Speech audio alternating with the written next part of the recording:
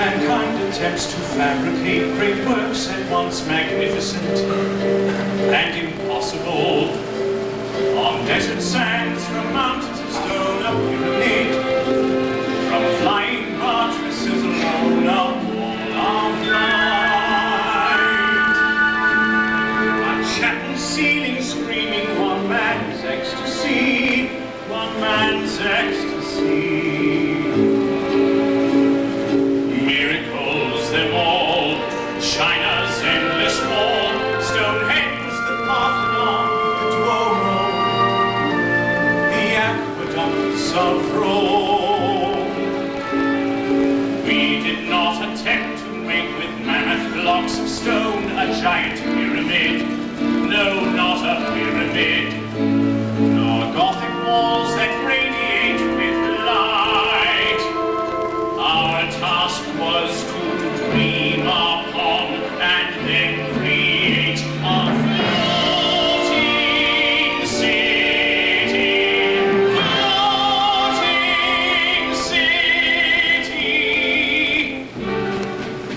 a human metropolis, a complete civilization, sleek and fast, at once a poem and the perfection of physical engineering, at once a poem and the perfection of physical engineering. How did they build Titanic? Near 1,000 feet building. You feel past endeavor, strong beyond mortal strength. 46,000 tons of steel, 11 stories high. She's a great colors floating, quiet as a lullaby.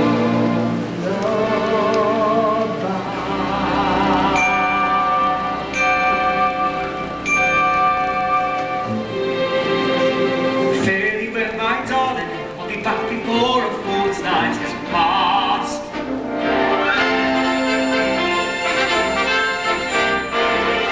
well, my darling, I'll be back before a fortnight. Fare well, my darling, I'll be back before a fortnight passed. Barrett, stoker of the Baltic. Fleet, look out, Witness. Harold Rye, wireless operator with the Marconi International Marine Signal Communication Company. There she is, towering high, broad and grand, ship of dreams, sailing day,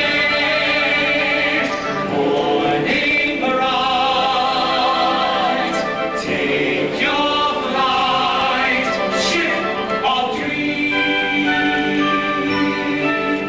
She strains at her eyes, the smoke from her funnels, trailing. Her brow like a knife, she'll cut through the waves on face.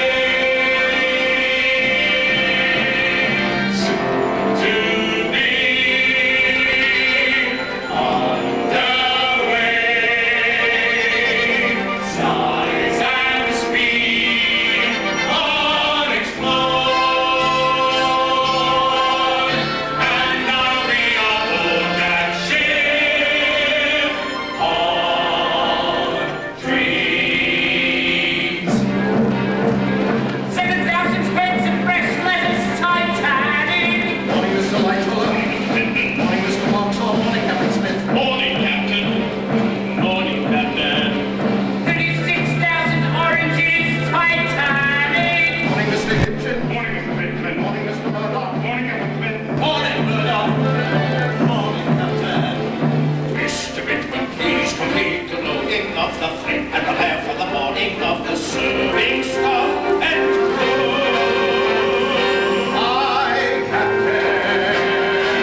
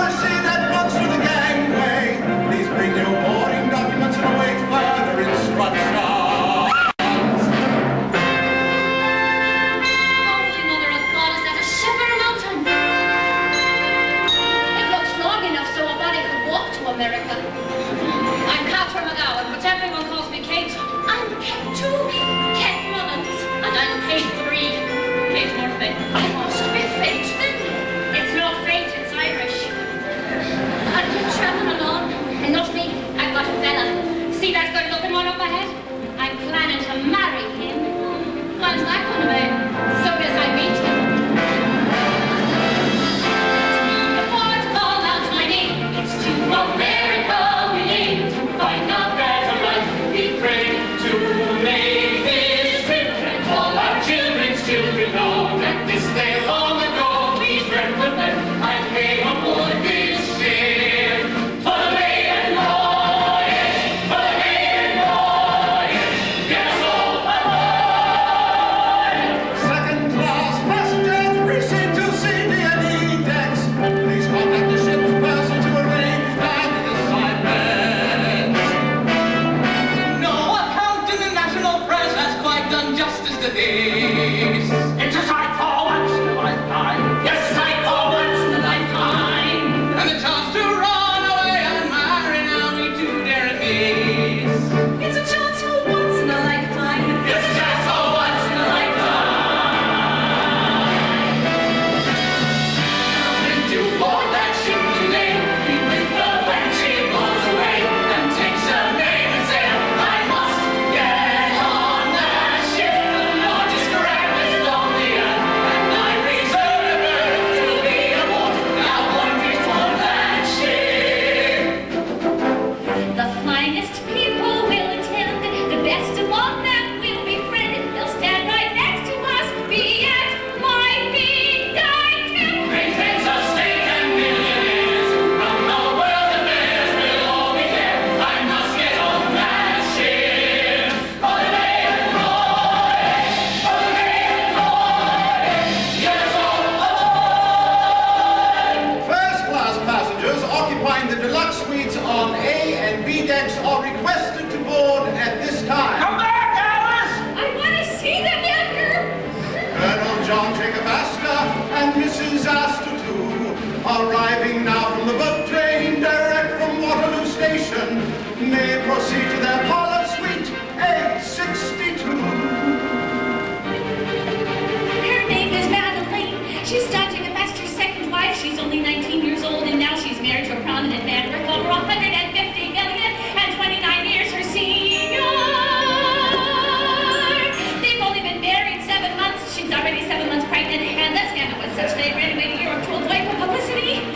Avoid the publicity! Mr. and Mrs. Isidor Strauss may proceed to parlor suite B55. Aren't they honest? You would never think by looking at them that he and his brother owned Macy's department store. Outright. And he was close advisor to President Grover Cleveland and served in the House of Representatives 2 full terms. And that's his wife of 40 years. Neither Ida said she hasn't been well. So the two of them have been wintering on the French Riviera. French Riviera! Mr. Benjamin Guggenheim and party will find his customary suite on A deck. Made his money by smelting gold, spends it like water. $4,500 for the Louis Vuitton suite. So he can live a luxurious sin with his latest mistress. And they call that justice. They call that justice. Mr. and Mrs. George Widener may proceed to Promenade Suite B51. He's the richest man in Philadelphia. Mr. and Mrs. John B. Thayer and family, Promenade Suite B58. Vice President of Pennsylvania Railroad. Mrs. Charlotte Drake Cardoza, Suite B54. No one really knows who she is, but the newspaper says she booked the most expensive suite on the ship and travels with 14 steamer chumps, a medicine chest, her personal pillows and sheets, and 4 little Pekingese dogs. So she must be somebody. She must be somebody.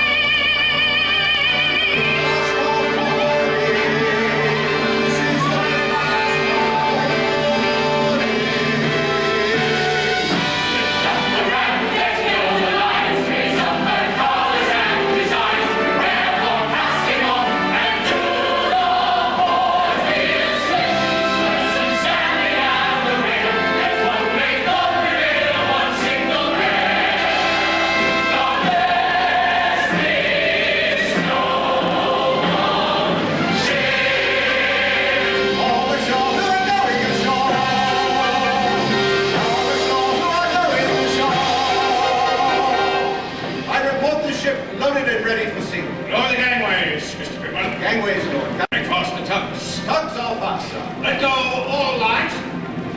Let go of the stem lines. Let go of the bow lines. Let go of springs. Pull her off.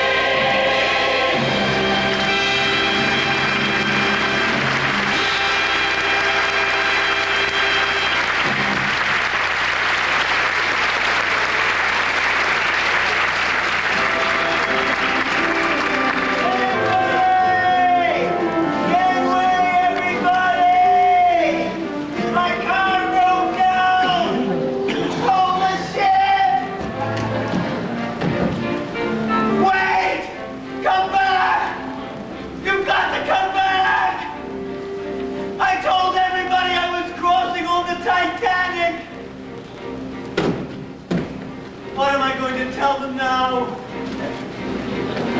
I'll be the laughing stock of the Kipsing. I don't believe it. If that isn't the story of my entire goddamn life!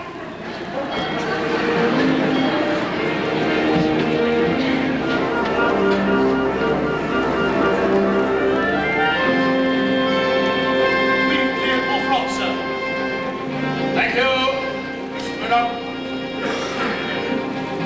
What's our present course? West by north, 281 degrees, sir.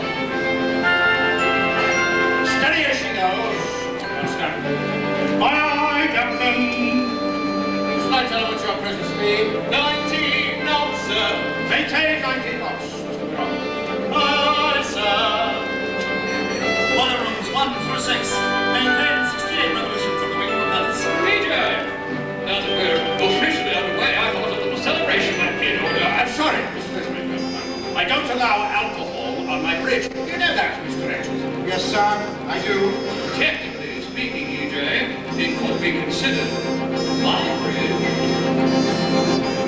Not at sea, Mr. Ismay. I'm terribly sorry, sir. This bottle seems to have gone completely flat. I couldn't possibly allow you to drink it. Would you like me to fetch one up, Mr. Ismay? Never mind. Let it go. Thank you, sir. Again, I apologize. Thank you, Mr. Edgar. Yes, well, with or without champagne, I want to toast our ship, Royal Mail Steamer, Titanic. In the 40 mile in length, she's bigger, grander, and safer than any ship in history. The greatest achievement in transatlantic navigation since the very first crossing 420 years ago. Oh, Andrews, I'm glad you're here. I was just congratulating Tremors on our magnificent contribution to the 20th century. Progress, gentlemen. I give you progress. I trust you'll excuse us, Mr. Ismay. We have our duties. Oh, can I tell me, Egypt, what's our present speed? 19 knots, Mr. Ismay. Really? I would have expected us to be going faster now that we've cleared land. I want us to make New York by Tuesday afternoon. Tell me, Andrews, I understand 22 knots would be necessary to make a 6-day crossing. In your expert opinion, is Titanic capable of that speed? Come, Andrews, you're the one who built the thing. Are we capable of 22 knots? Capable? Yes, sir, I'm sure we are. Possibly a bit more at most. 23, perhaps. Oh, excellent, sir. I'm very pleased to hear it. But for a maiden voyage, it is customary to proceed prudently. It's the maiden voyage that creates news, damn it, and I intend for this one to create a legend. When may we expect to run at full speed? When the captain orders it, sir. Then we must persuade him to do so, mustn't we? In point of fact, Mr. Ismay, I was about to give the order when you walked in. Mr. Murdoch, increase speed to 20 knots. 20 knots. Aye, sir. Increase steam, Mr. Bell. Give us 71 revolutions. 20 knots. Well, it's a start, I suppose. Carry on, gentlemen. Watch your compass, Mr. Hitchens. You're drifting off course. I don't think so, sir. Don't argue with me, man. If I say you're off course, then you're bloody well off course.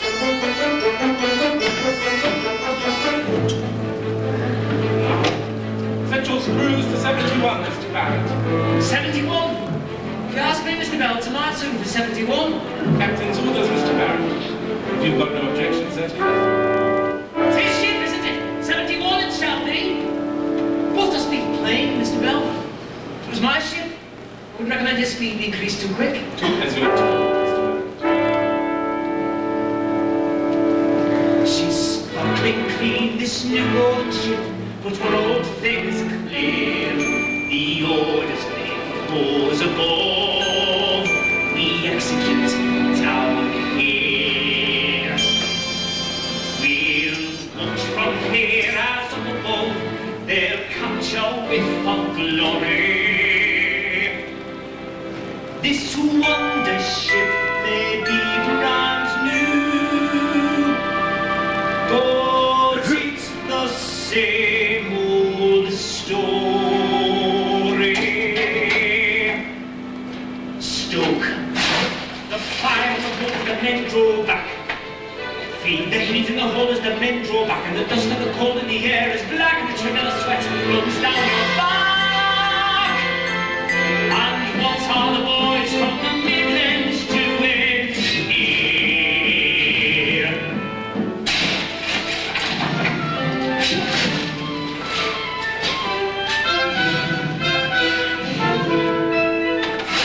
All it is that makes the steam that runs the machines that run the world, that sends the men below the ground to mine the coal each day. From Leicestershire and Nottingham, all the lads who worked down in the pits knew if you got above the ground, you'd save your soul somewhere. Get out of the pits and west where I knew I could run and ship out to sea, and there my new life was begun. And the screws are turned at 71. Became my dream to go out to sea. Further up from the mine you couldn't be. Those bones you would call, there's no place for you elsewhere. You trade a life of dank and gloom to some in the boiler room. It's now your 7 decks below. The ladies gain defeat, and nothing has changed. There's nothing a miner can do. The pit and your base turned into the hole and the crew. And the screws are turned at 72. Faster and faster we watch as we gain never more. 73 too soon to 74. Once we I believe we strive for the main engine that's too hard to drive. If you push it faster than 75, that is the truth, I swear.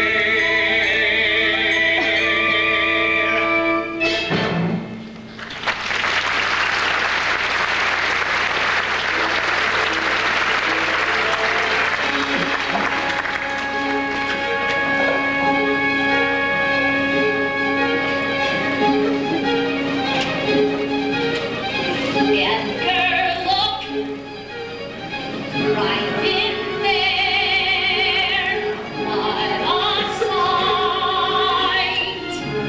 The first-class dining saloon. Come on, Alice. They want us to get the hell of our own saloon. Language, Edgar. Did you get a good look at John Jacob Astor? He looks exactly like his picture. So do you, Alice. Edgar, this is so exciting. Almost every famous millionaire in the whole world is on this ship. And to think we'll actually be rubbing albums with them. How impressed they'll all be when they hear all that you know about hardware. Well, we're exactly down on rubbing elbows with them, Alice. They won't allow us peasants in second class anywhere near those people in there. What's the point of being on the same boat if we can't hobnob with them? It's bad enough we have to make do with the dinky cabin they gave us with those 2 silly little bunk beds. We don't have to use the top one, Alice.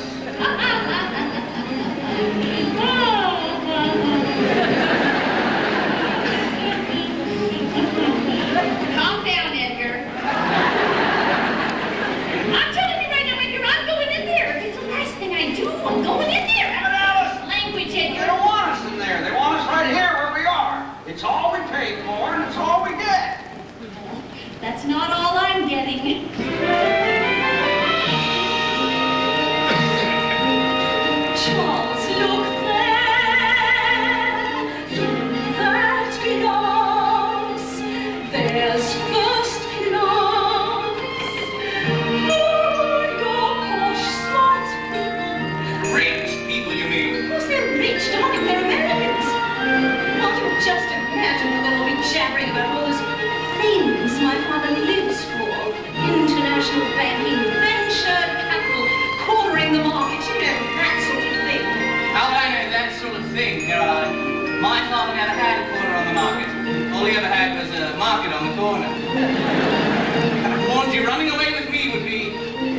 education. Caroline, you thrilled, find me now. You'll see what second class looks like. Jules, I love it when you're sarcastic. It makes me feel like we're a real married couple. But why not? That's what we would be if your snob or the father had permitted it. And that is exactly what we will be the minute we arrive in America. Considering our living arrangements, everyone on board thinks we're already married. You know perfectly well we could have separate cabins if I could have afforded them. Yes, but separate cabins would have meant separate beds. Yes. Well, we had to make do with what we had, didn't we?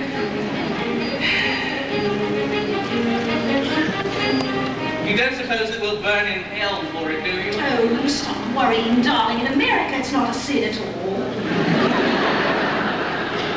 What is it? Saving money. My dear Mr. Latimer, prepare to greet our clientele. Our meeting is imminent. Our head just rang the dinner bell. It won't be a novelty. We mostly have seen them all before. As usual, you should be aware of what's in store. We've served them on the Baltic and the Oceanic, Olympic and Majestic, and today's the same. There's nothing changed. Mr. Astor takes his toast dry. Mrs. Strauss likes the grouse with the sauce on the side. And the Widners love kidney pie. It's hot, it's not, they'll be fit to be tied. They're accustomed to the best of all that money buys. The world of enterprise has given this privilege to the rich. When they're idle, they're entitled to the luxury which we provide. That's forever the source of our pride, which is why we're always there without a special form of care. Friendly, hungry millionaire, by now they call our ride. The sailing of all the greatest ship that ever sailed the seas, 100 clear imperviously strong abiding breeze. Magnificent crystal chandeliers, forgetting all the floors. The ceiling is Jacobean and logic, all the world adores. Beyond the sails, beyond the sails, beyond the sails. If it could be told in a phrase, it's what a remarkable age this is. A fellow's invented siege move in, he calls it sail bay. Another has built a parachute for jumping out of the air. Remarkable things tremendously from out the human brain. Indeed, another remarkable age this is. Keep captain's table pristine. Here we seat the elite, whom we happily serve. Here they dine of fine French cuisine. It's the creme de la creme's exclusive reserve. It's the pleasure of the leisure class's greatest wits to be where the captain sits when taking their dinner on the sea. Giving deference to their preferences is our chief art. We play our part in a perfectly working machine. You should ever be aware this is a privilege great and rare, a special burden that we bear in our respective lives. Remarkable U.S. leaders, brilliant shares of vital form. That makes the industry forever and before. I'm telling the poor nation of King George the Fifth was grand. And hours after tomorrow to rolling in the sand. Beyond the dawn, beyond the tide, beyond the dawn. So much to surprise and amaze. Another remarkable time, another remarkable man, another remarkable age.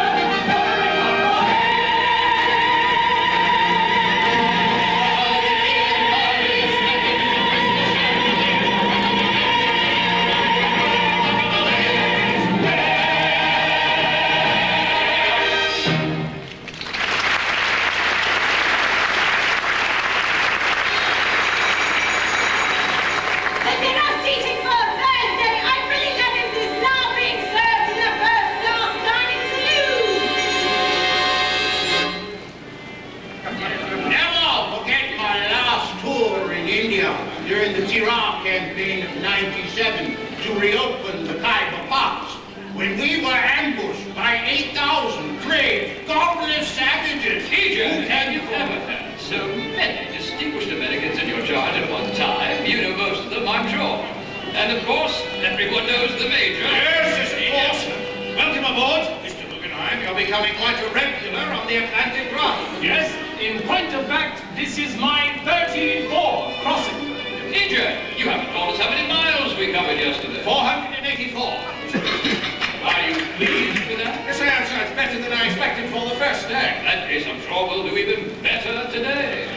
Begging your pardon, Captain. Mr. Hitchens has requested his course. Increase speed, Mr. Murdoch, to 21 knots. And tell Mr. Hitchens to set course in west-northwest 292 degrees. That's the northern track, sir. Well, don't worry about it, Mr. Murdoch. It will save us both coal and time. At least 3 hours. 3 hours? Oh, well done, Edgar. The dinner seating for Friday at Broadway is now being served in the first class line. Don't believe I told you of my force march to the Sudan during the winter of '85 to relieve the attack on Chinese borders by the Mahdi, when 6,000 of his crazed, godless savages... Edgar, you are quite anxious to know yesterday's mileage. 519. Much better.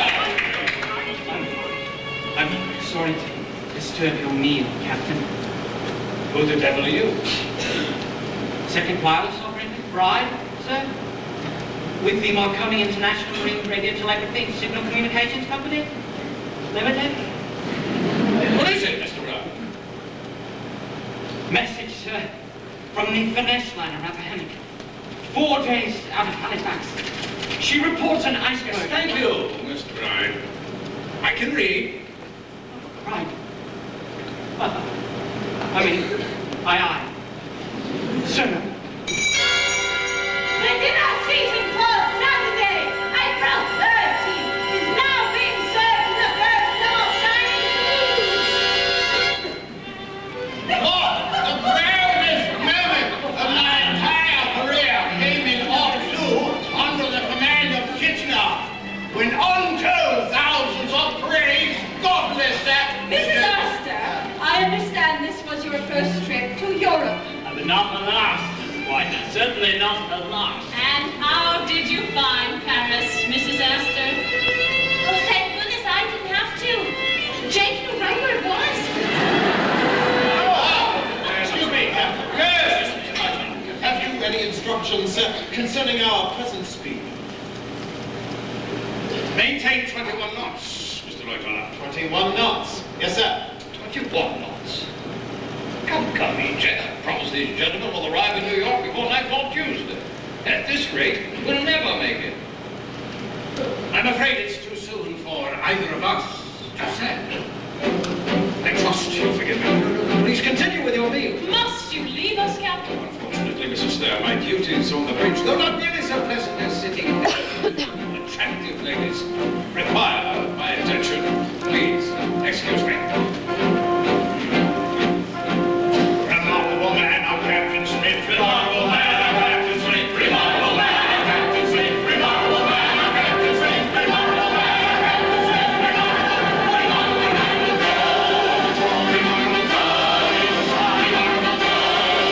So much surprise and amaze, and what a remarkable time, what a remarkable world, what a remarkable age.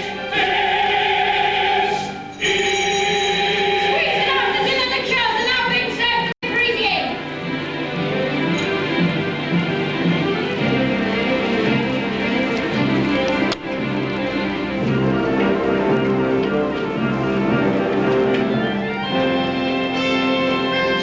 What's our position, Mr. Murdoch? Latitude 42.35 north, longitude 45.50 west, Captain.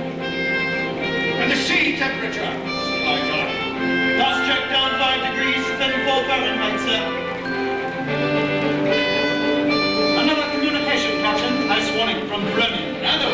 They've set in a large berg at 41.50 north by 49.52 west. Plot this position with the other reports we received. That's correctly alarming course, sir. At least 600 miles off. Still, Not to worry. We'll keep a sharp eye. Oh, Mr. Murdoch, increase speed to 22.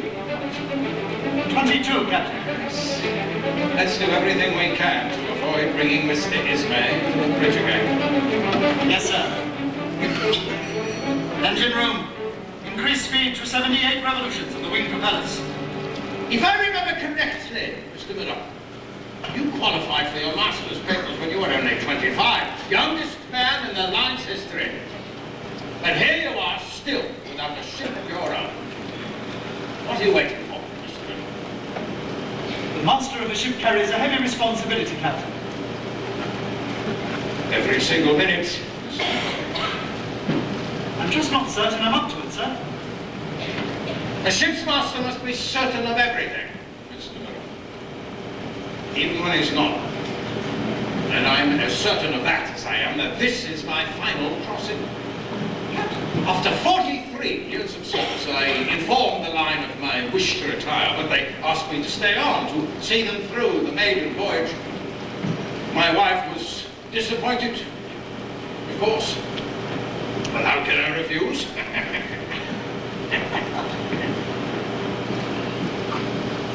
Take over.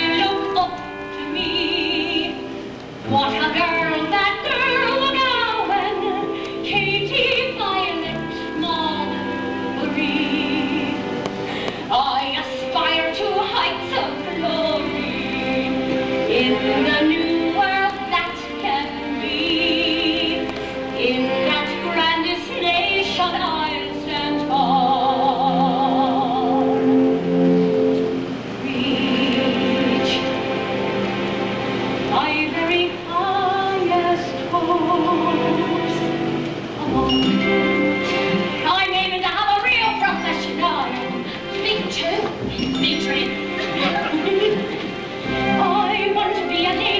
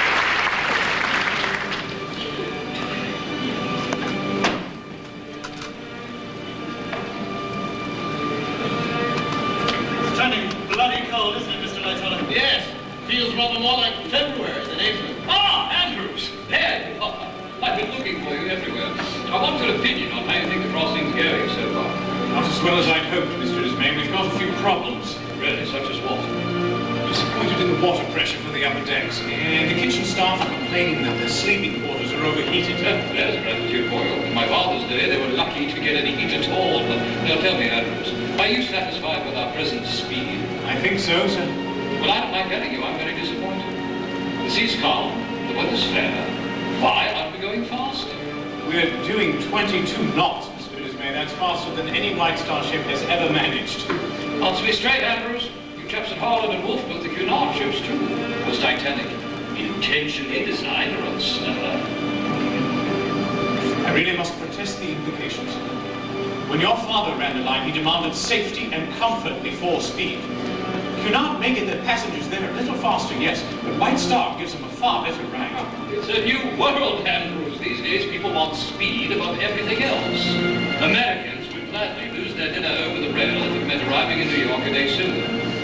Mr. Ismay, is there something you wanted? So, PJ, I was wondering if you could now predict with any certainty our landing in New York by Tuesday afternoon. I can only say it's still possible. Possible, but it's imperative, damn it. If we have to stand off to Wednesday morning, our return to England will be delayed a full 24 hours. Titanic must be known as a 6-day ship, PJ. Even the bloody crowds can do it. And if second-rate tubs like Deutschland and Kaiser Wilhelm can turn around in a fortnight, then so by God shall we! I'm sure that we will do everything we can. Mr. Ismay. Splendid. That's all one can ask, isn't it?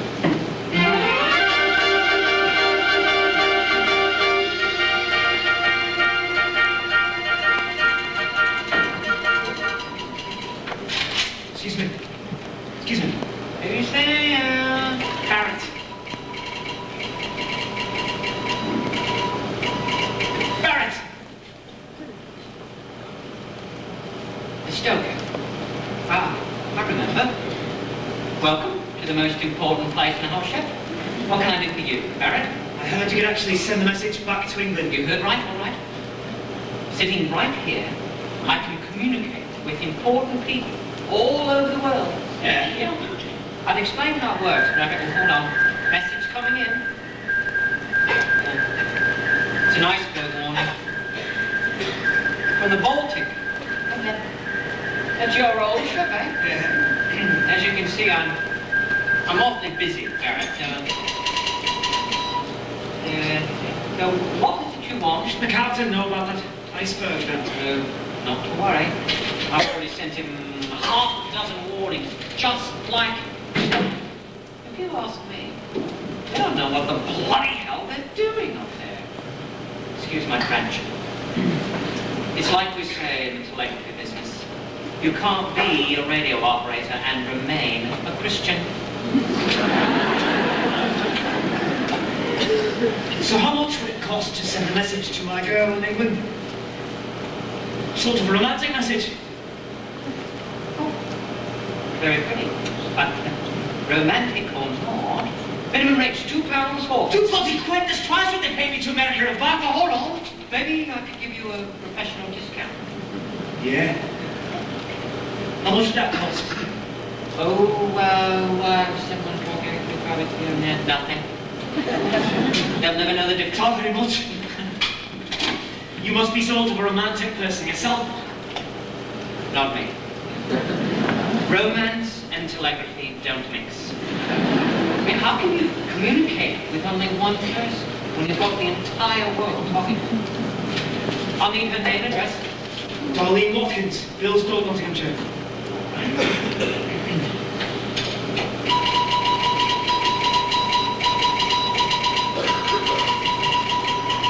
Yeah, what's that you do?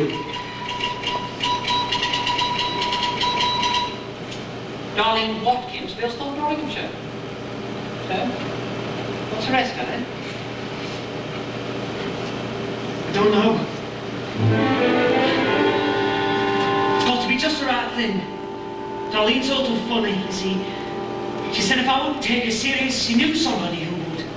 And I'm not due back for almost 2 weeks yet, so I might as well come straight out of it. I'll be coming back to you, Darlene. Back to your dark eyes and hair. marry me when I return, darling. And until that day, my love, take care. Be well. May the Lord who watches all watch over me. May God's heaven be your blanket as you softly sleep. Marry me when you're finally my arms will see. This devoted sailor's heart and soul are yours to keep. Yours to keep. Every day from G-M-O-M, good morning, old man, to G-N-O-M, good night, old man. My telegraph sends its messages to ships at sea, sending out its dit-dit-dot-dit-dot-dit, dit-dit-dot-dit-dot-dit, dit-dit-dot-dit-dot-dit.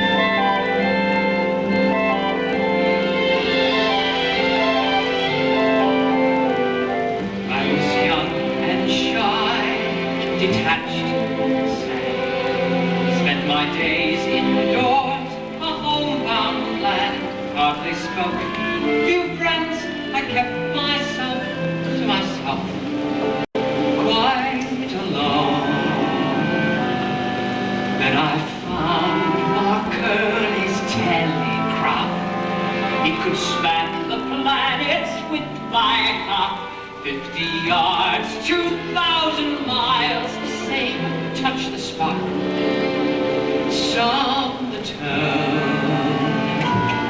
and the night was alive with 1,000 voices, fighting to be heard, and each and every one of them connected to me, and my life came alive. 1,000 voices tapping out each word, like 1,000 people joined with a single heartbeat, tapping out on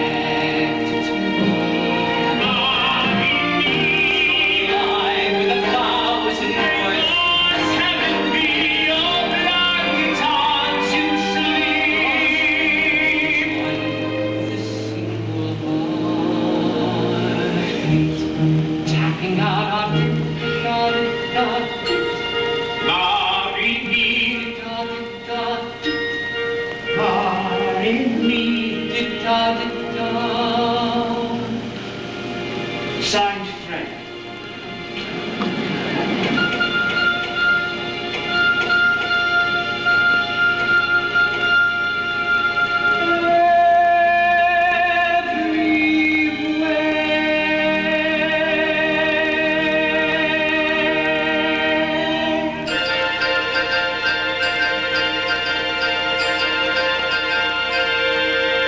Message received.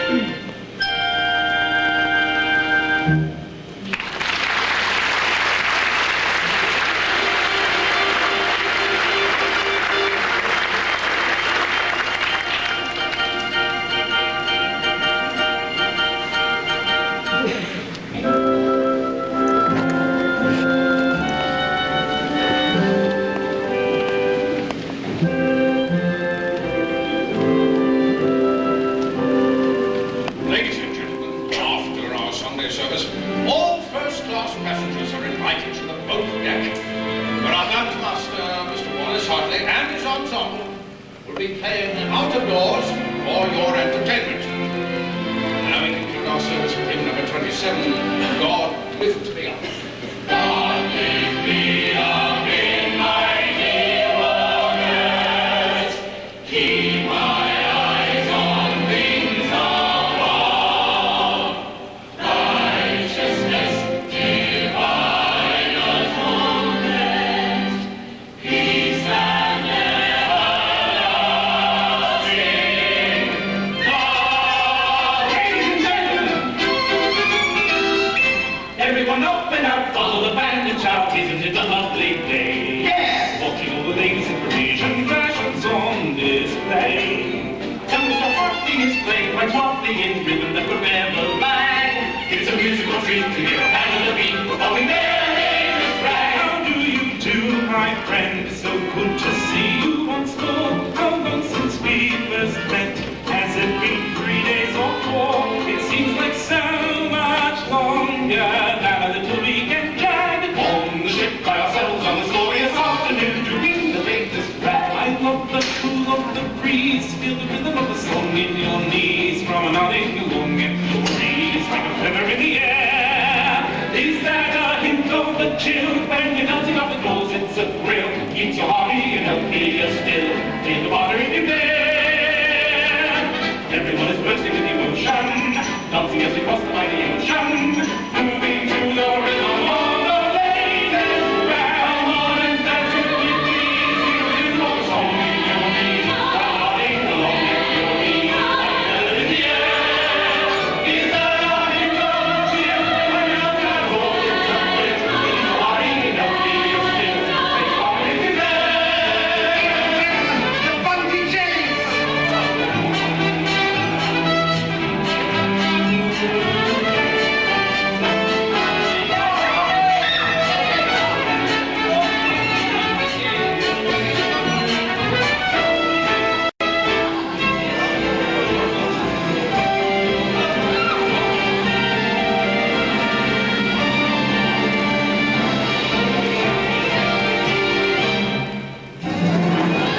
Well, they ship personnel, they feed all the ocean's brains. So mobbing up our hotel, they know what to sell. They pray for your day to day. Don't wanna run for revenue, they get slung well. They all the rest I say. Now the band is betting, it's ragtime setting, take you away.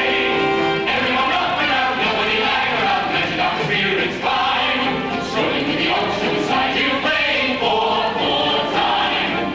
We've got a fireman who's better on shallow than any other ship can ride. So take a gun and a hand and turn it into the band. And today's latest flag, one dancing on the well. They choose personnel, they feel all the ocean's waves. So money up our hotel, they know what to sell. They kick all the cares away. Even more on the well, they bring their own sell. They watch all the girls and shame. How the ragtime music made you afraid. How the well, they choose personnel, they feel all the ocean's waves. You're looking for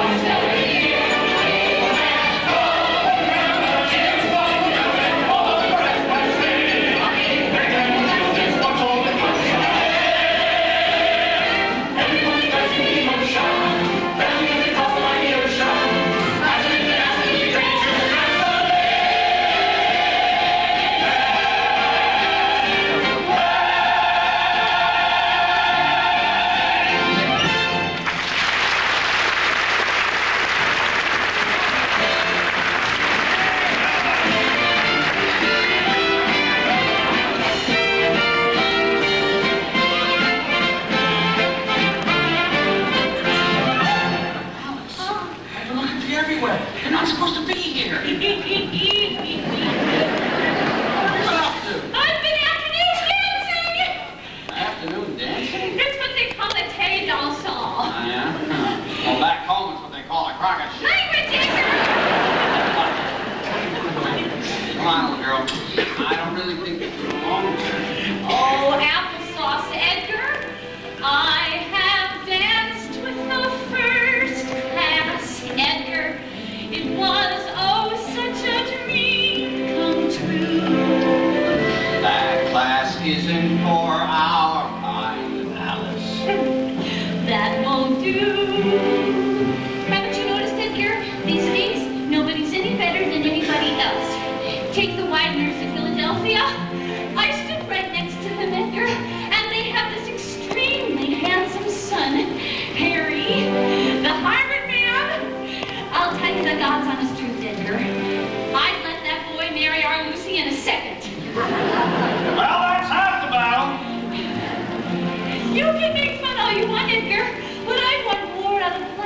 in Indianapolis, Indiana. That's why I arranged this trip, Alice, to show you the world. I don't want to see the world, Edgar. There are too many other places I'd rather see first.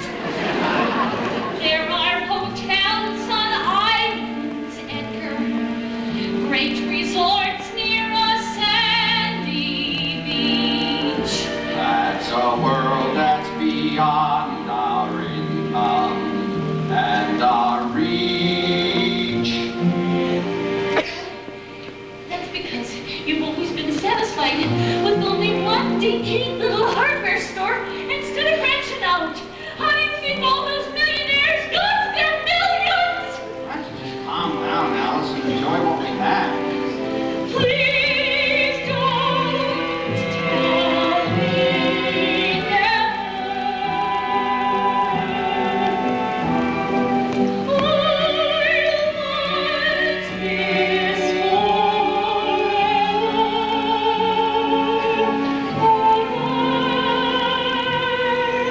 There's a new world around us, Edgar.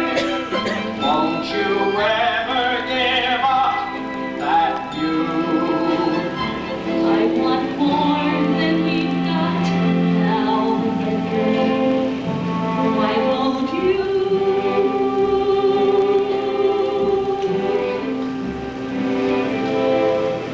I don't know. What do you suggest we do about it, Alice? I don't know.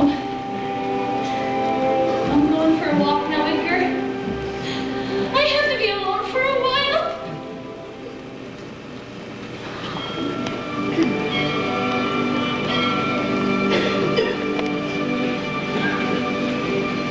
Three bells, Mr. Murdoch.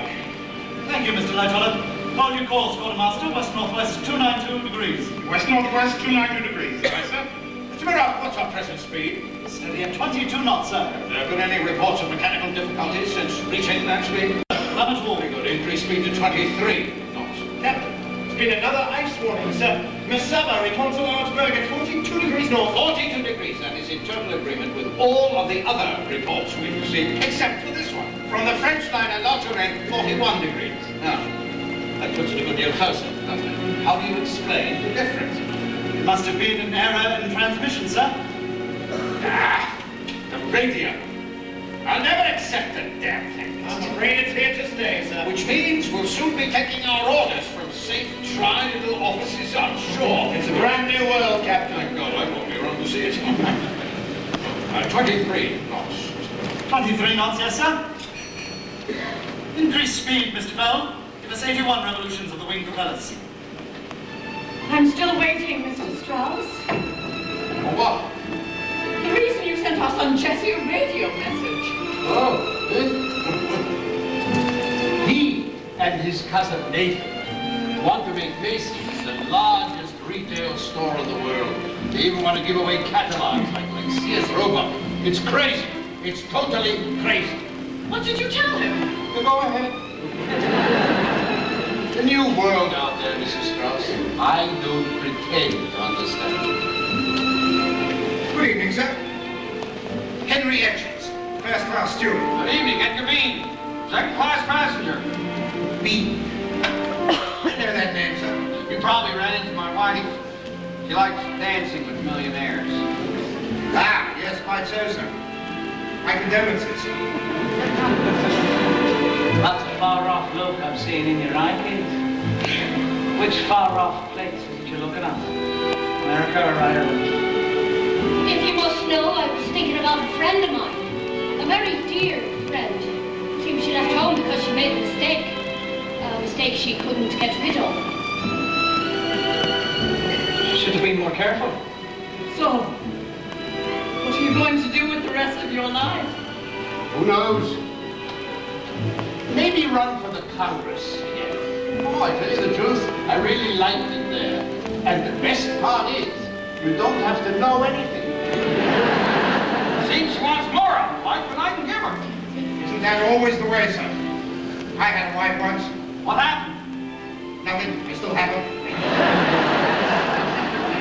In all my years, sir, I never saw it so calm. Is it my imagination? Oh, he's going faster than ever before. If my friend were here instead of me, Jim, what would you say to it? Well, let's see. What was I call her? They're all named Kate, you know that. So I'd say, Kate, do you know who the father is? What a sad question. What do you take her for? Oh, so he refused to go with her? Decent work being hard to find. He probably didn't want to leave his job. Or his wife. So tell me, Jim Farrell, could a decent fellow care for a woman who already has a bit of family?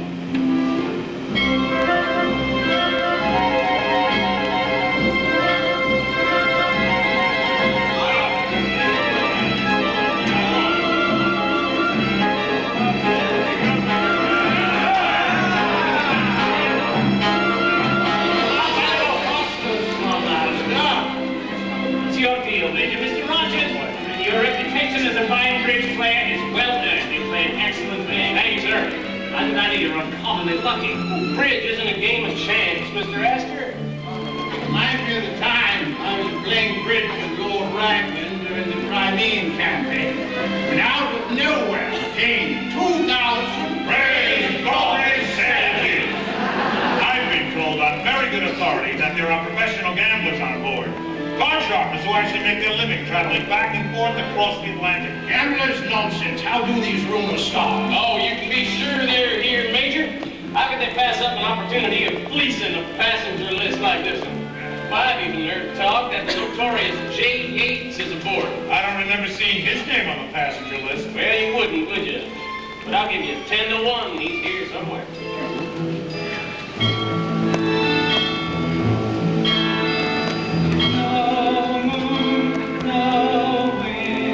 Nothing to spy things by, no wave, no swell, no line where sea meets sky, stillness, darkness, can't see a thing, says I, no reflection, not a shadow, not a glint of light meets the eye.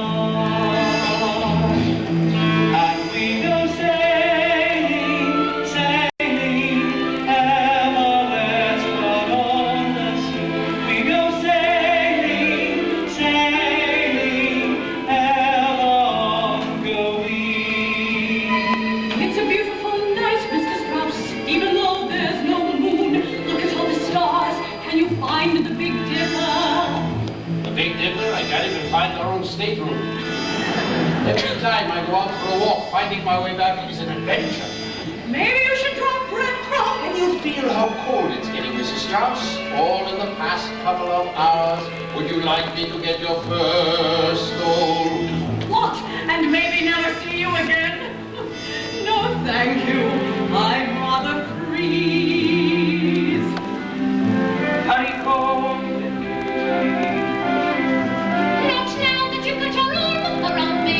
I don't have my... You're a funny one, Kate McGowan. Funny? Thanks very much. Because you come right out of what you want. And you find that funny, do you? What kind of girl do you think I am? You think I need to be told what I want? Life's too short for that, me boy. The weather's quite changed, Mr. Lieutenant. Yes, sir. It's turned very cold. Only 1 point above freezing. Ocean temperature's down to 31 degrees, Captain.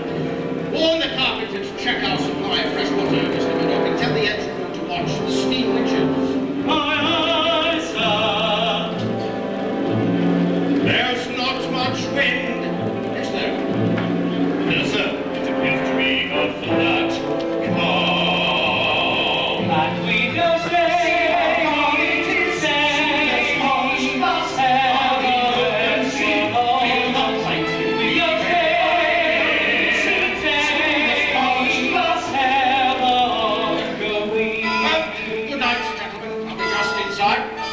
Keep a sharp watch.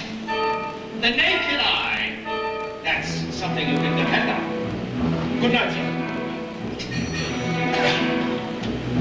Crow's Nest. This is the bridge. twice. Don't think in today's America. What's the first thing you're going to do when we get home, darling? After marrying me, of course. Apply to the sports desk of an important New York newspaper. I'm sure they could use a journalist with my experience. You don't know anything about American sports, do you, darling? It's not so terribly complicated, really. Their football is similar to our rugby, you see, except for some reason their chaps seem to wear a great deal of padding. Oh, they sound like an eminently sensible race. Let us make ourselves. That's why we're going there. Good evening, gentlemen. Madam, this happens to be the smoke room. So I see. Oh, women are never permitted in the first-class smoking room, madam. Don't look so shocked, gentlemen. There's a new world out there. There's a new world? Not where? Mr. Hartley, that's a new melody. What's it called? Autumn. Autumn, shall we all meet in the autumn, golden and glowing? By autumn, shall we still be best of friends? Best of friends. Gentlemen, let me introduce myself. Mrs. Charlotte Cardoza. Yes, I know who you are, madam. Recently widowed, with a considerably generous inheritance. And I know about you, Mr. Astor. Recently remarried with a considerably younger wife. You seem to enjoy shocking people, madam. I've heard you described as a modern woman by people who don't mean it as a compliment. And I've heard you described as the world's greatest monument to unearned income.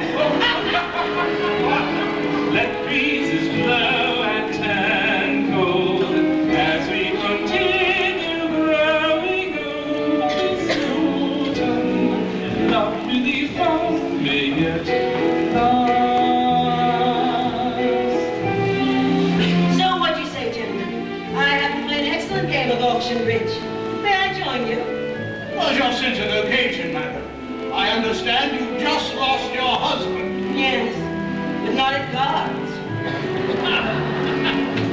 So, Kate McGowan, what is your thing you're going to say to me next then? I'm going to say, Jim Barrow, will you marry me? For the love of God, Kate. I know it's the new world we're going to, but we haven't got there yet. Don't you leave nothing for the man to say? He can say yes. We're going to need each other when we get there, me boy. Me baby's going to need her now, so we better settle it right now. Will you say yes, then? Well, I might as well. Chances are you wouldn't take it all anyway. Well, Kate, throw me down and kiss me. Oh, hey, we plow into the darkening night. Can't see the bound out into such without starlight. Autumn shall give me nothing to sigh things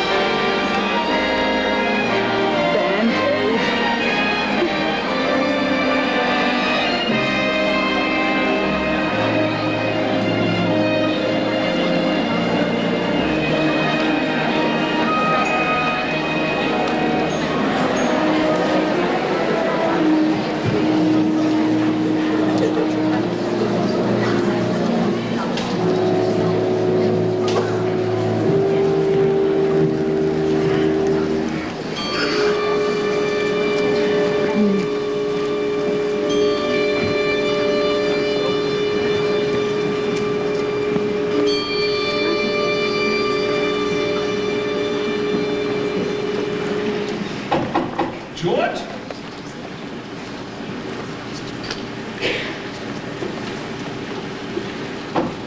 George, are you there?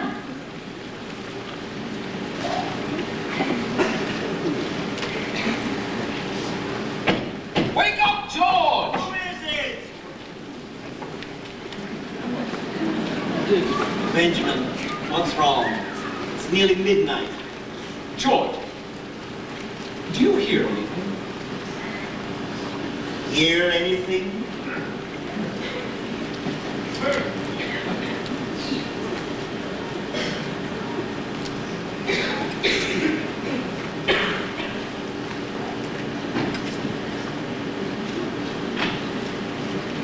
No. Nothing. That's the point. The engines have stopped. Stop. My God, I think you're right.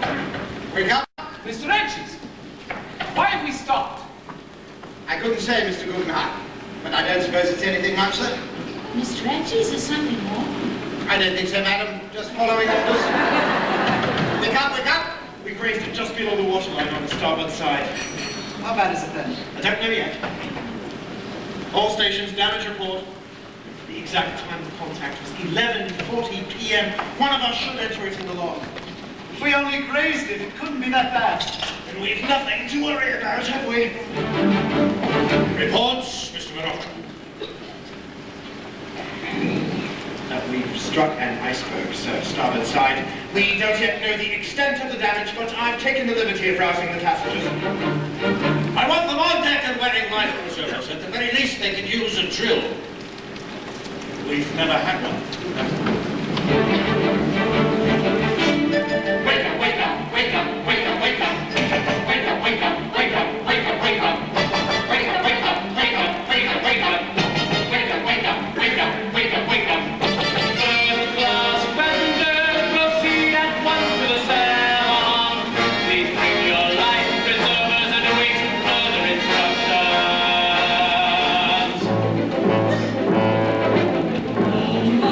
Midnight, strange commotion in the corridor. Wake up, wake up, wake up, wake up.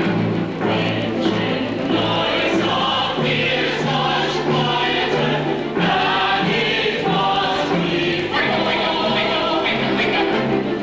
And there is some incident, some accident, more crowded than it was.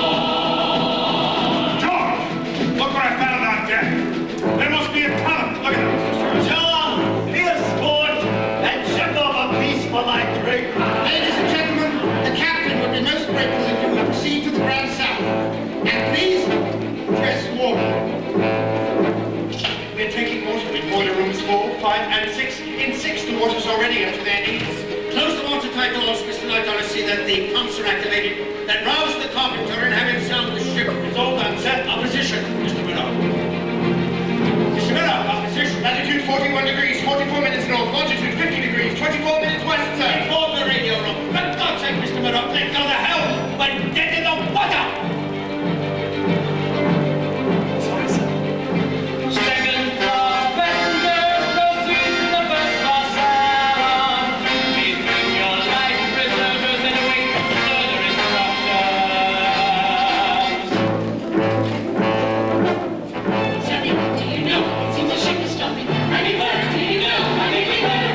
Honey, that's honey, that's honey, we know.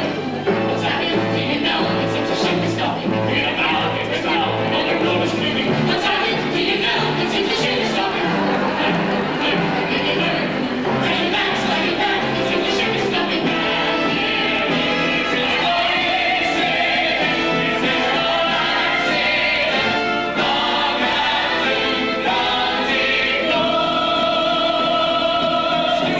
Why has the ship stopped? I understand an iceberg scratches on up a new paint. The captain doesn't want to go on until she's fixed up what is new. Well, I think I'll stay in the cabin and finish my book.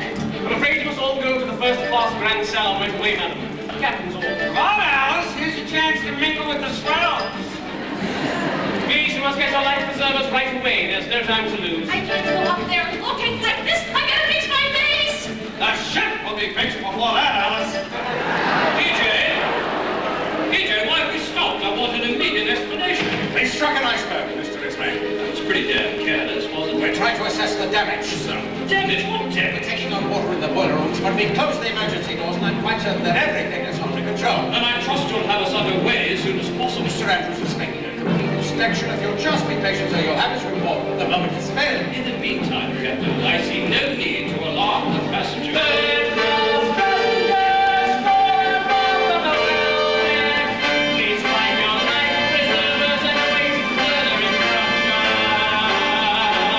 What is it? What's going on? There was this terrible scraping noise and then we just stopped. What are we supposed to do now? I'm going upstairs and have a look. You'll stay down here like you're told.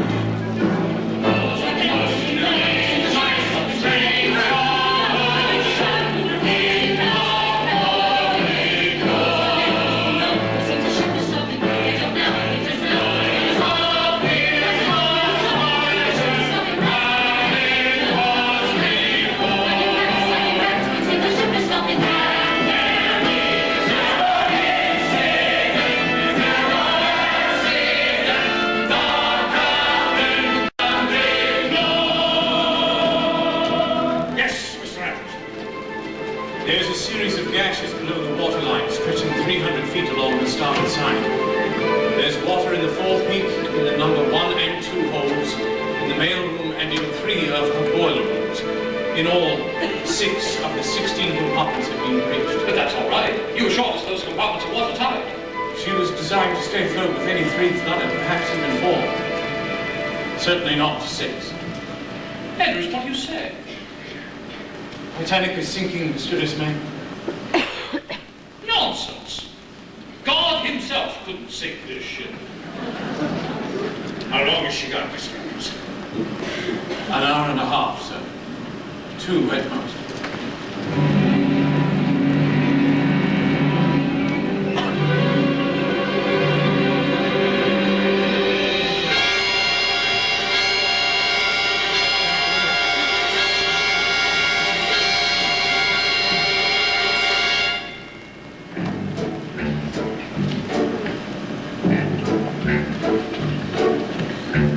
Quite disorienting being here.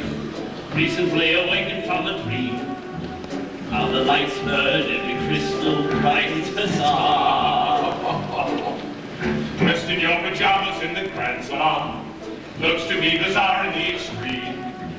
Things could improve if the steward opens the bar. Oh, it's a memory I'll want to keep. Now I would like to go back to sleep. Dressed in your pajamas in the grand salon, wondering if things are what they seem. Can you be sure? Do you ever know where you are? Ladies and gentlemen, could I have your attention, please? The captain would appreciate it if all of you were wearing your life preservers. Yes, one moment, Mr. Astor, I'll be right with you. Please, Mr. Edgar, what the devil's going on? Tell me straight, man. Are we in any danger? Danger, Mr. Guggenheim? On this ship? Mr. Astor, please, your lifeboat. Mr. Guggenheim, please put it on now. Captain's orders. Ladies and gentlemen, wear your lifebelts. Mrs. Widener, if you would, ma'am. Mr. Fair, we must insist now.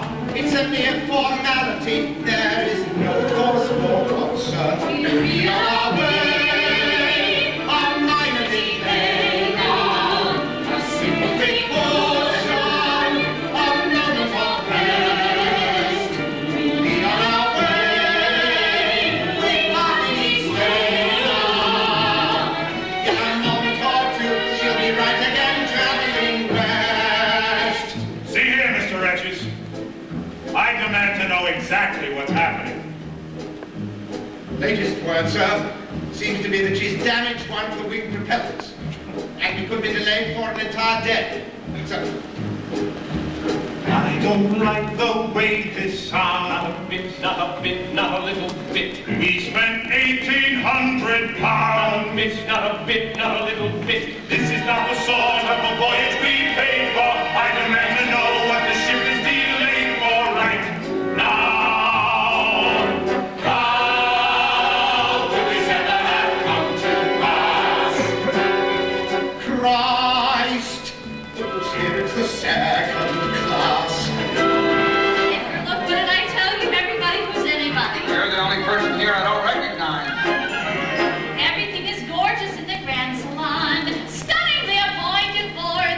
Thousands of bucks, it's a trip deluxe without heart. Just to use the house and the place all night. Choose to be the sorry man, see on now. Out the lights there, going thirsty, bright as a star.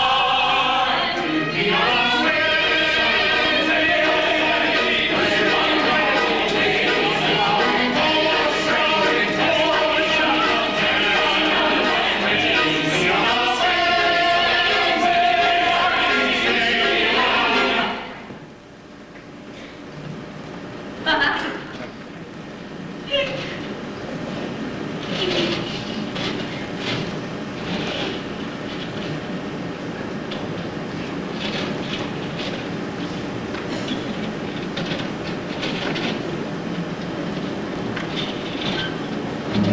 Mr.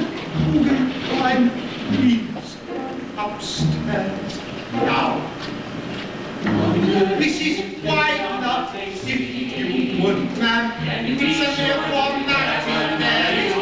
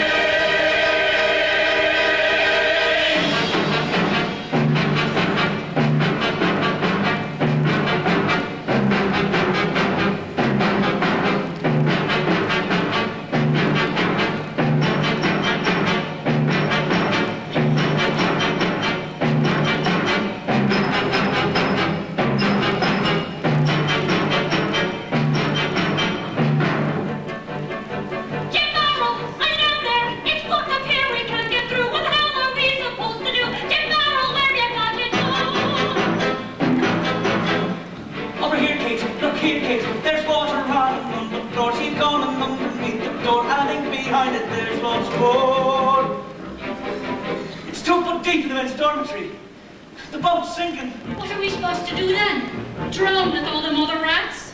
Don't be daft! There's lifeboats, they're up there. I've seen them in a snapshot. We took it to Brigade. How the hell do we get up there? How the hell do we get through that gate? How long are we supposed to wait? The hell is looking up for us?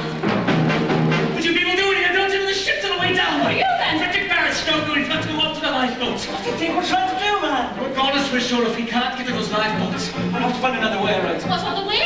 I never seen you all the way. And no one snuck up to the radio room yesterday and it didn't get caught neither. How could such a terrible thing happen to such a marvelous ship? Some marvelous ship. Hurry up, before we all drown. You wait and see. We're going to end up having to swim to America.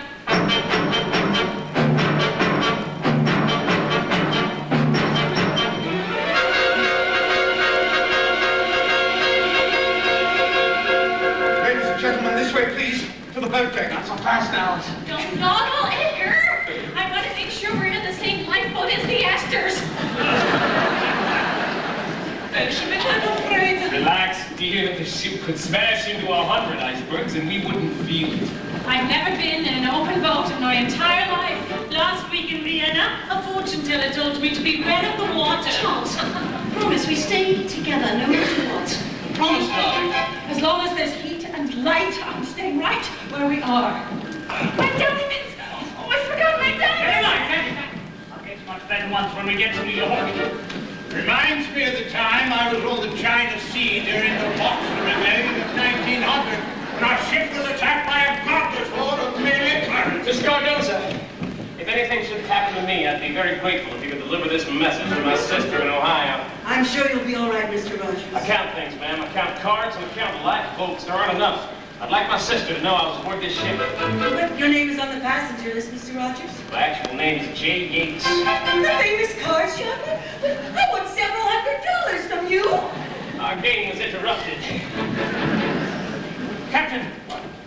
Yes, Mr. I'm sure it hasn't escaped your notice that there are in excess of 2,200 souls on board this ship. I'm well aware. But space for less than 1,000 in the lifeboats. I didn't design this ship, Mr. Andrews. And I didn't instruct the management on the number of boats. Evidently, 20 boats were enough to satisfy the line. But how many would we need to save everyone aboard? 54. But the line felt that anything over 20 would have taken away too much deck space from first class, which means that well over half of us are going to die in approximately 90 minutes. It was ship arrives. You know what? Just on my way to find out. Captain, all first and second class passengers are proceeding to the boat deck as ordered. The third class has been assembled below on the well deck. Awaiting instructions, sir. Captain, I don't think the passengers and crew fully comprehend their predicament yet. You'll have to tell them, of course. Tell them what, Mr. Andrews? That more than 1,200 of them are already dead? I think not, sir.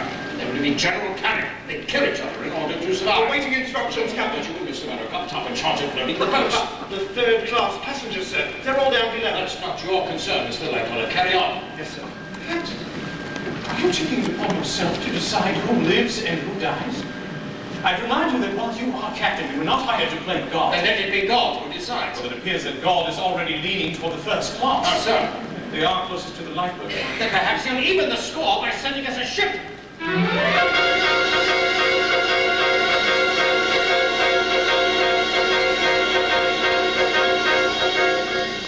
Titanic, CQD, situation critical. Repeat, situation critical. Radio man, have you reached any ships? Conscious, I'm busy. Go bother the captain. This is the captain. Sit down, Mr. Bride, sir, with the Marconi International. Yes, sit down, Mr. Bride. Yes, sir. And continue. Yes, sir. Now, have you reached any ships in the immediate vicinity, Mr. Bride? 6 to 7, sir.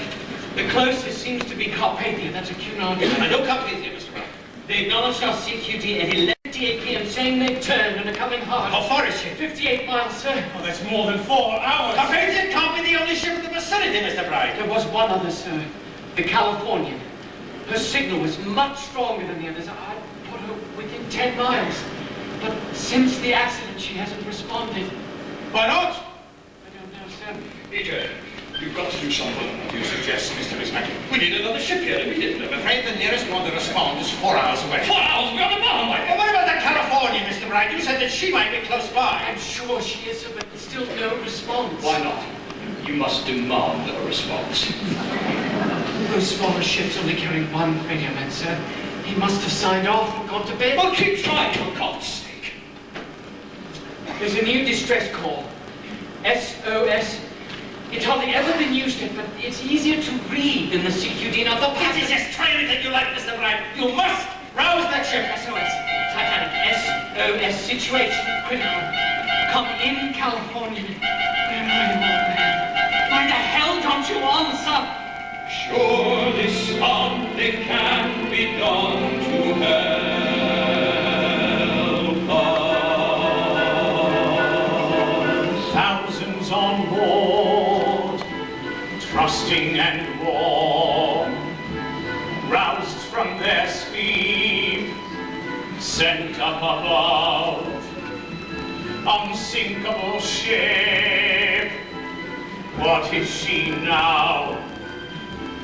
What is she now? Possibly she won't go down.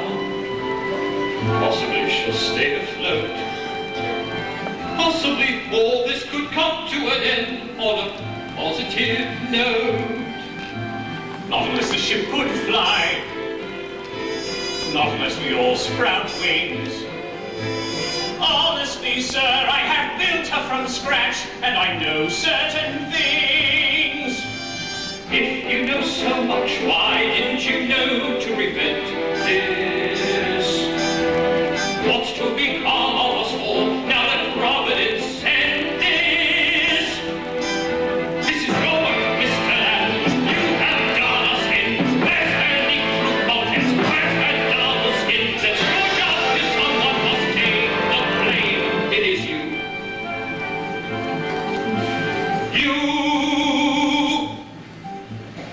Innocent folk held in our care, living their lives, dreaming their dreams, dreaming their dreams. Possibly a ship will come.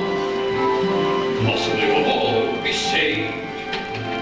Damn it, sir, listen, we're hemorrhaging fast. It's our hull that's been staved. Couldn't you design it right? Whoever heard of steel that rips? Ismay, I'm just in the business of building. It's God who sinks ships. There stands the captain who sailed us straight into disaster.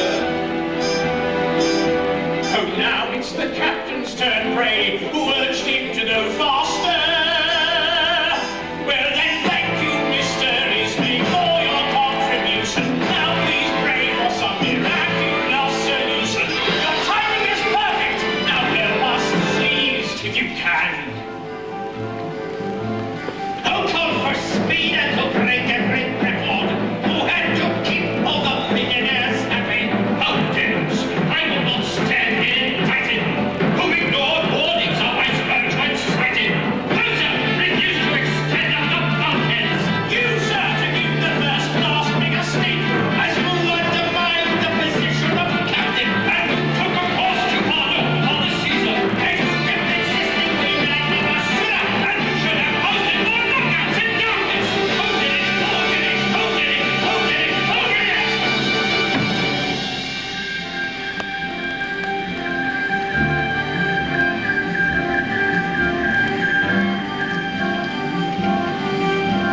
Possibly the Lord will act.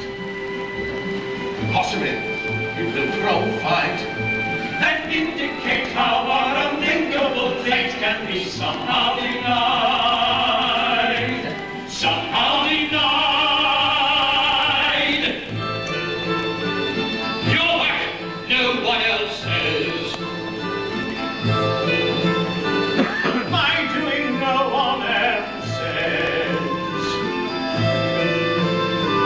There's only one captain, and I was in charge.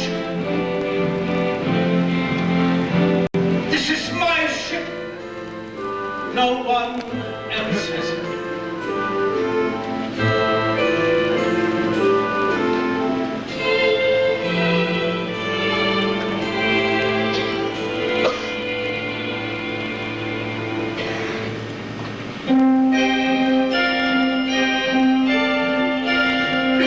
Women and children will commence boarding the lifeboat. Men, will please stand back.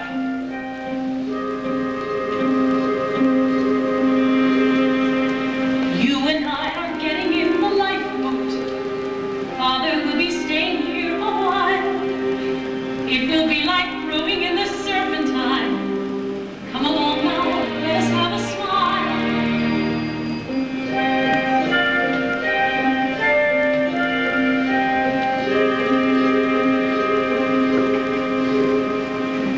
Go along with Mother to the lifeboat. John, Don't even say it. I'll be fine. I'll collect you both tomorrow morning. You and this beloved son of mine. Madam, step this way into the lifeboat. Mr. Strauss, by all means, take a place. No, I will not go before the younger men. I know you must go now. I am telling you to get into the lifeboat. I refuse. Refuse? How can you refuse? After 40 years, you cannot refuse. Sorry, Isidor, after 40 years, how can I leave you now? Because you must be saved. For what?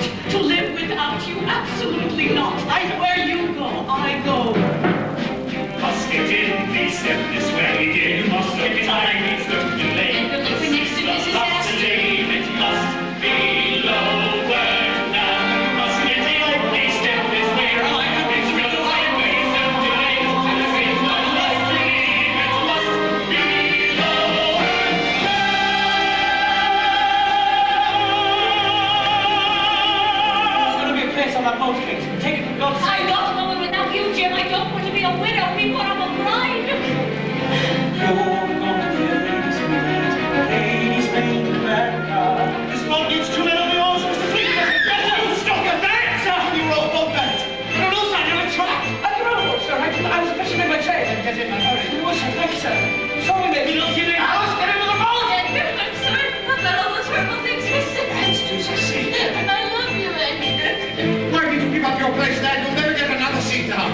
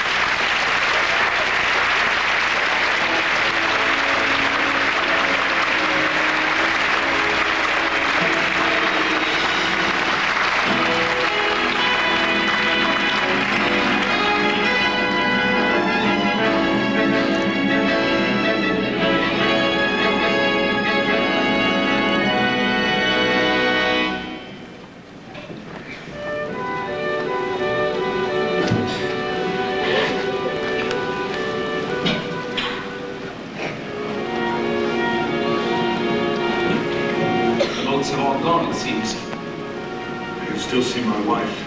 I told her I'd be following. I think you could. I actually believe it. But she's only 19. Death rarely occurs to the young, nor does anything else for that matter. Rather a pity, actually.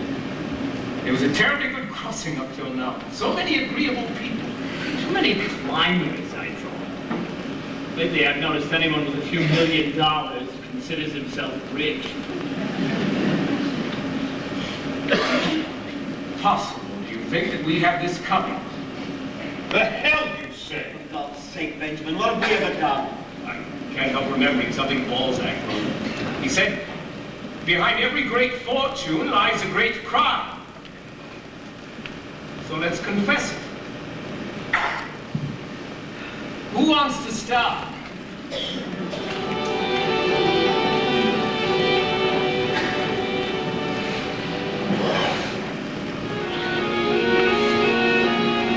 That water looks cold and pulverized, Easter. It won't be long before it ended up to ours. Edgar Bean, hardware. J. Yates, gambler. That must be interesting work. How about a game of two-handed stud to pass the time? Sure, why not? I'll warn you, I'm cheap. For what? I'm not going to pay anyway. It was your wife you were saying goodbye to then? Almost. We were going to be married when we got to New York. Yeah. I was to be married when I got back to England.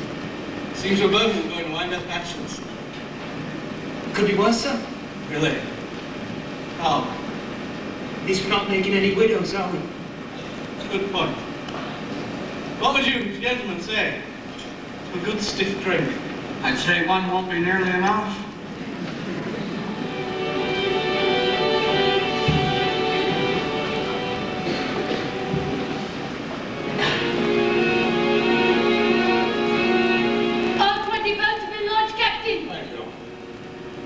Have a remarkably sunny disposition. Why?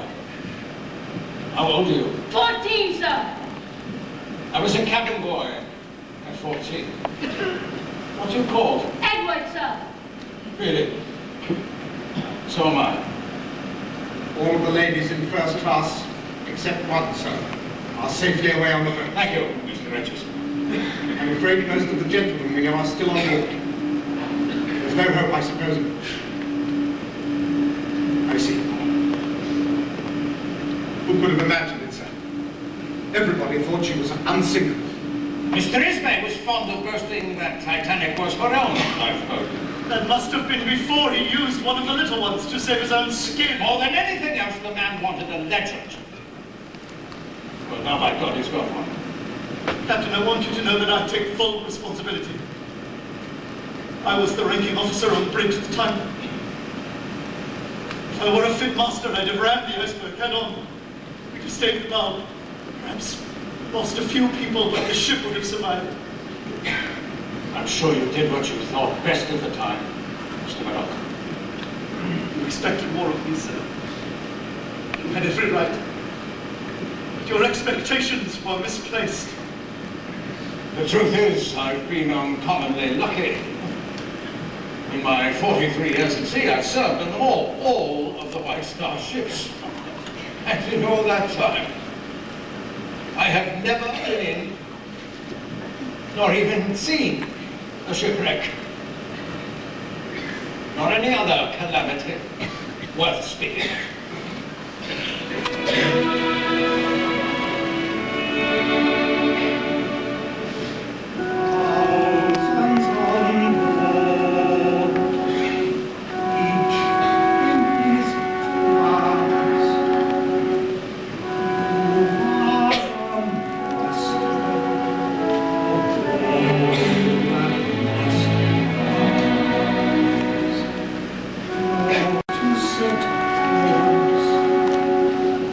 God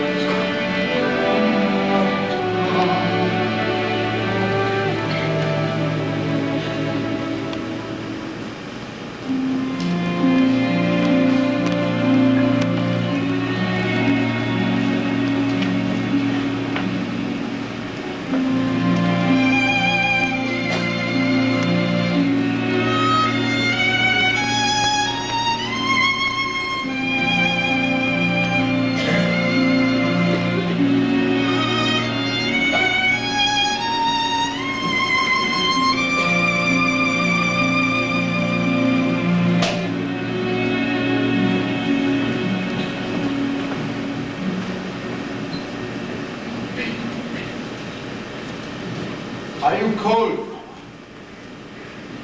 Lately, I'm always cold. I blow on your fingers. Oh, save your breath.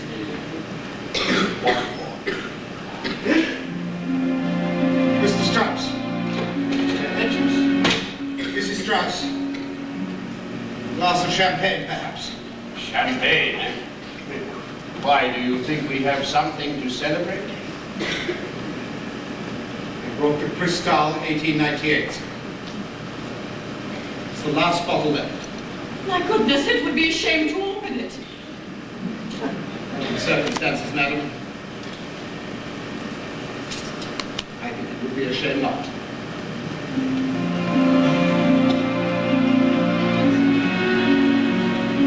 Won't you join us for a glass, Mr. Edges? Later, perhaps, sir. I still have my regular people to attend to. May I say, it has been a great pleasure over the years serving you both.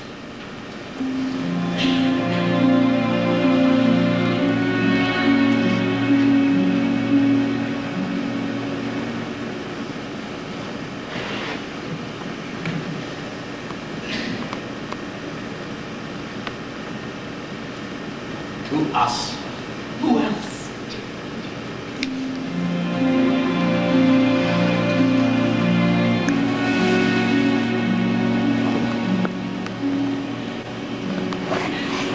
No, you're still a pretty good-looking fella. I would have to keep such a beautiful wife. Still, the way I love you still lives in my heart. After all of the years we've been together,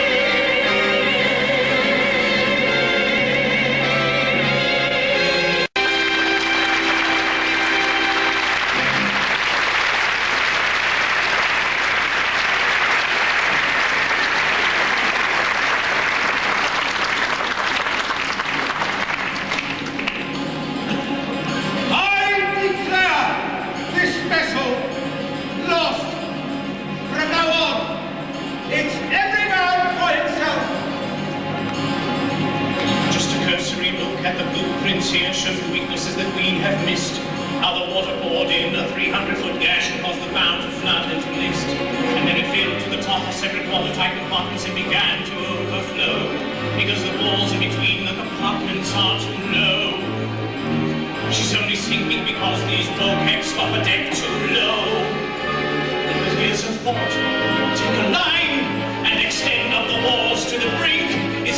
small redesign, but when it's done, then I know she can't sink. Like this. And then like this. Like this. And then like this. Mr. Andrews! Aren't you going to make a go of it? Mr. Andrews!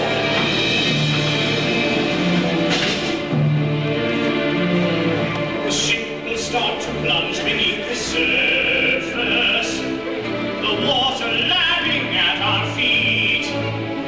Down sinks the bow, up flies the stern to the sky. The panicked people in retreat. 1,000 strong, they'll climb up toward the yard deck. They'll cling here desperately like bees to life. Here they'll hold fast, doomed to the lost, lost and abandoned and all still alive. A few of them will hang here from the railings, as one by one they'll drop away. More than 250 feet they will fall, and after that I cannot say. I will not say. The resting swarms will run the whole deck. They'll lose all sense of right and wrong. It will be every man for himself, all right. No weak thrown in with all the strong. First class and burning second will mean nothing, and sheer humanity alone will prevail. One single class, touch and cross, that's what will come of the world that sets sail. Oh,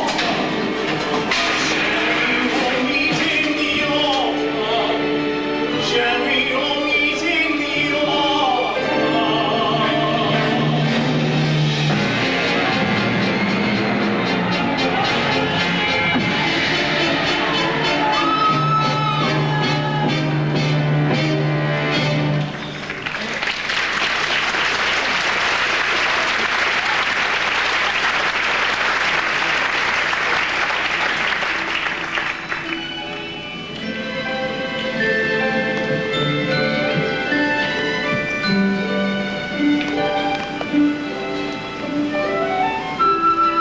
The ship was there, and the next ship is gone. There were over 1,000 poor souls floundering in the freezing water. We wanted to go back for him, of course. To pick him up. In a swamp, then no one would have survived. The sound they made was deafening. Like there was an entire football stadium out there in the dark somewhere. And then after half an hour, it just stopped. I'm ashamed to say I was relieved. I'll hear those voices for the rest of my life. Why shouldn't I have taken that place in the lifeboat? It's a good God, empty. It was so very cold. There were more than 450 empty seats in the lifeboats. The women were so brave, alone in the dark, in the middle of the ocean. If only I'd seen that iceberg before it was too late. If only they hadn't kept increasing the speed. If only the Californian had heard my call. I stayed with the key to the end. They could have saved every man, woman, and child aboard. We were only 95 miles from dry land. When dawn came, we could see the ice everywhere. It was all bathed in pink, and hundreds of deck chairs floating in the water. All of them poor women and children in third class who never even make it to the boats. All of the musicians who kept on playing autumn right to the very end. Only 711 survivors. 1,517 souls had lost their lives. Including the man I called my husband. And my husband. And my husband. And my husband. In a matter of only a few moments, the largest moving object on Earth had totally disappeared.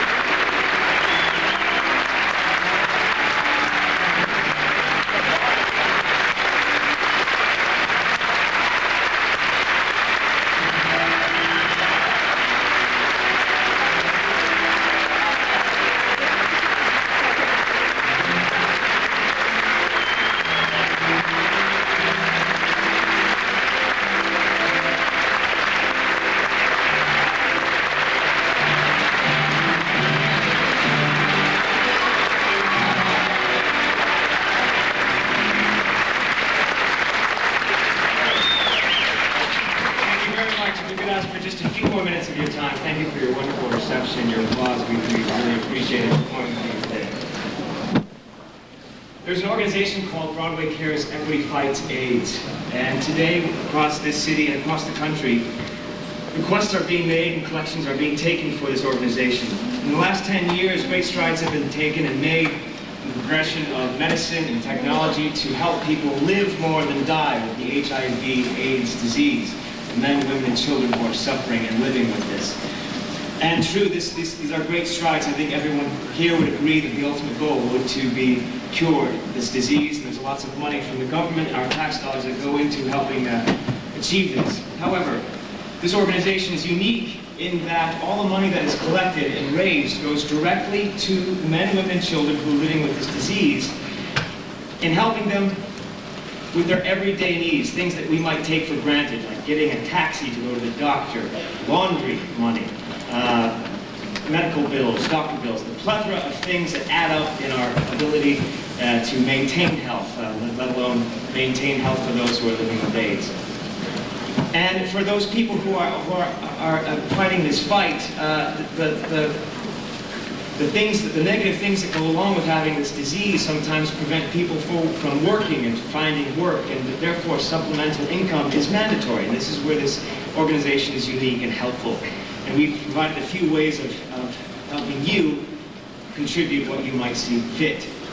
In the back of the house, cast members are scurrying back in their street clothes with big red baskets in which we ask you to donate anything that you want. No contribution is too small. There are also AIDS ribbons and pins designed by Peter Captain of our cast for a donation of $5 or more. And there are also show posters, Titanic show posters signed by the entire cast here. There are available for $50 or more.